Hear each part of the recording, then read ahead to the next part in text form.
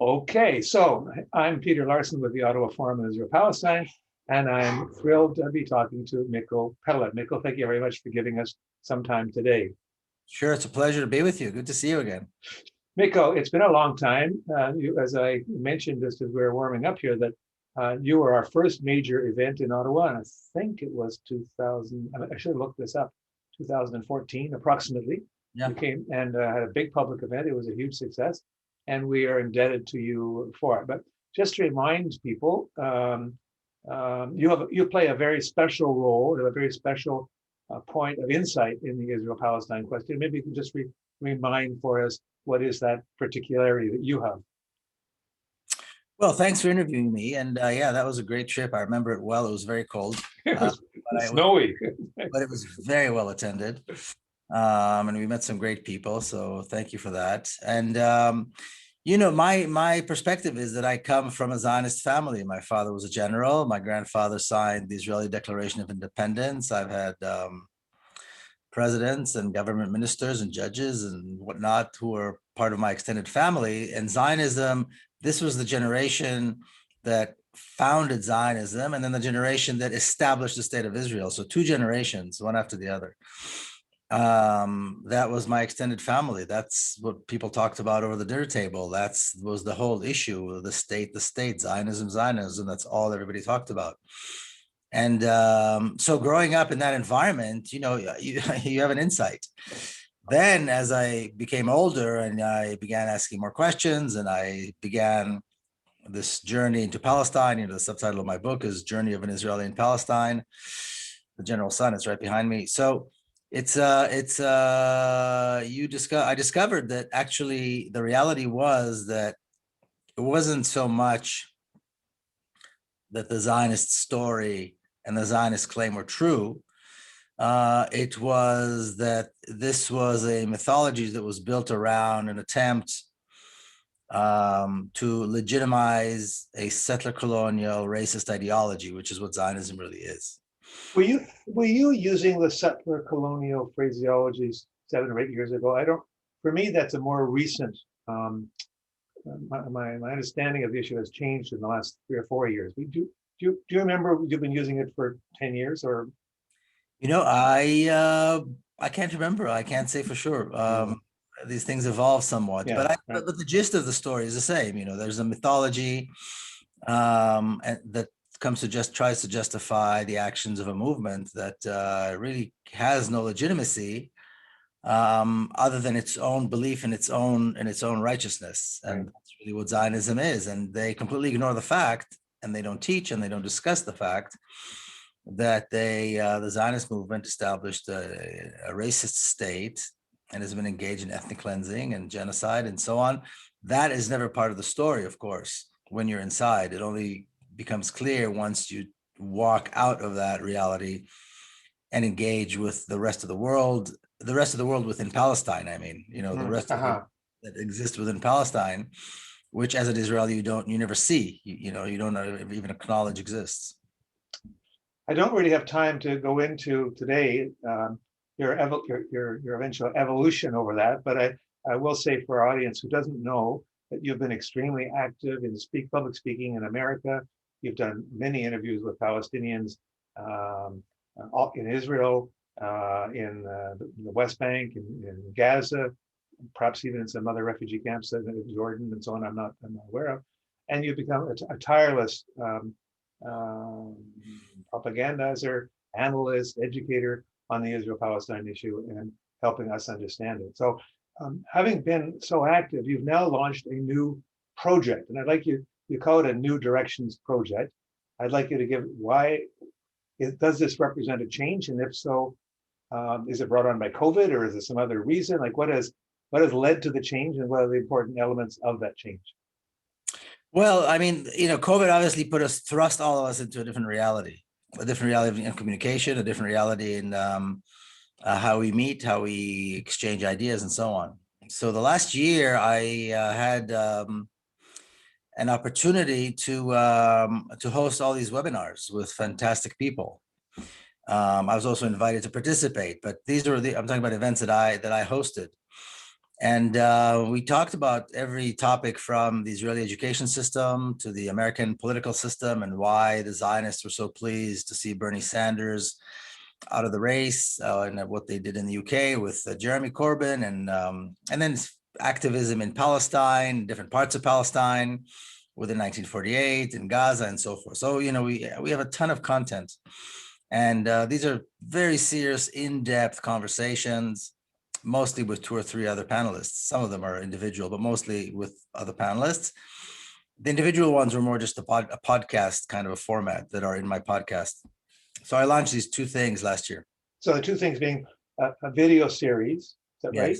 And the other is a podcast, which is an audio thing which people can listen to in the car, or they can use when they're doing exercises or whatever. And actually, the video series is available on the podcast too, so they can just get the audio if they want. So that all that is created, first of all, a lot of great communication, a lot of great content, but also, you know, like a wealth of content. Now, we've had really, really good attendance and a lot of really good viewership in the thousands live as we were doing them.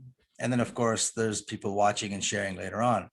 But really, as we were looking at this body of content and all these interviews, there are opportunities that we felt, me and a few other people that are kind of working together, to maximize on this and to shorten some of the videos, to find little clips that are unique and edit them and create shorter clips that perhaps the viewership will grow to millions.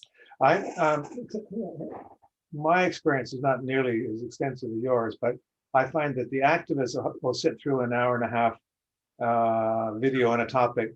But for people who are a little bit interested, it's pretty hard to get them to say, come and watch this for an hour and a half. Exactly. So you send a 2-minute or 3-minute clip, and then if they want, they can go to the website or the podcast, and, you know, while they're walking or running or driving, they can listen to the whole thing. Precisely. Right. And that's really how you get the more, you know, the series. Now, I have my own lectures that have 3, 5, 6 million views, but that's, you know, that's kind of a unique, I think, situation. So that's the goal. The goal is really to take some of these moments that we've had with these wonderful guests, wonderful speakers, and put them out there as individual clips. And then the second part of this is that we're creating a series of 8 short videos, and we have a production company and the scriptwriter and everybody. We're all working together as a team to introduce the issue of Palestine to people who are perhaps not as, you know, well versed and don't perhaps have all the information and are not going to sit through an hour and a half webinar. And so we're working on defining 8, you know, very specific topics that are like probably the most important ones for people to know, and then a script that will take us maybe 2 to 3 minute long scripts, and then we're going to go into a studio and do the whole thing properly. And that, I expect, all being well, also will get a lot of viewership and get a lot of attention, because number one, it's being done professionally. Yeah. And number two, we're making sure that we have really good content. Again, that the content is excellent, that people are going to want to know more once they hear this. And that's really the key. I mean, on the one hand, to make it short and snappy, but also to make sure that you're giving people good content. You're not BSing them. When you think of it, apart from people who are either completely dedicated to the Zionist cause or completely dedicated to human rights for the Palestinians, most of the people in the middle, their knowledge comes from a series of 30-second clips they've heard on the news. That's what they've maybe heard 20 30-second clips on the news at different times. And so their vision of the situation comes from kind of knitting together in their head a story based on these little clips, because they wouldn't sit and listen to Miko Peled for an hour and a half. And then there's things like Prager University and things like that, which put out these ridiculous 3-5 minute videos, and quite frankly, they're an insult to people's intelligence.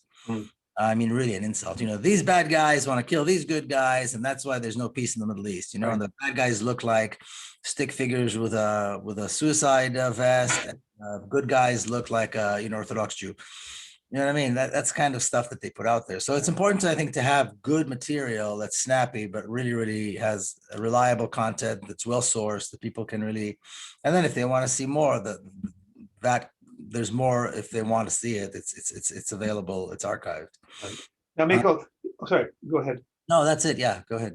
So if I understand, you also have a financing model, right? You want people, you're inviting people to subscribe and to pay to access these,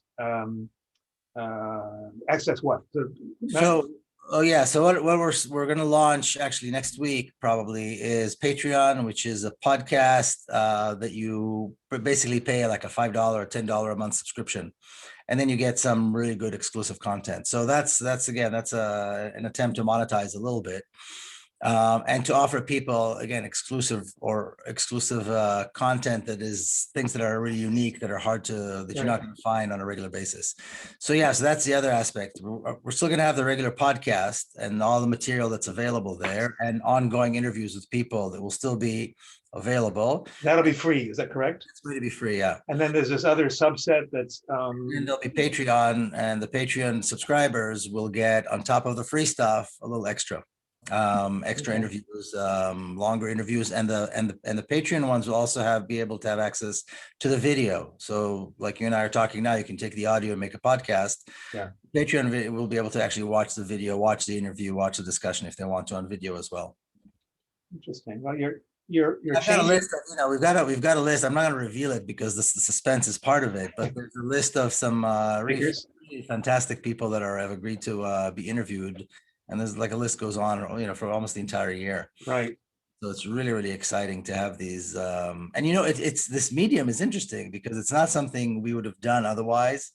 And maybe the podcast, but not quite like this. And it's opened up a possibility to sit with some really wonderful actors, writers, academics who have a lot to contribute, but you never get the opportunity to sit and have an intimate conversation like this with them.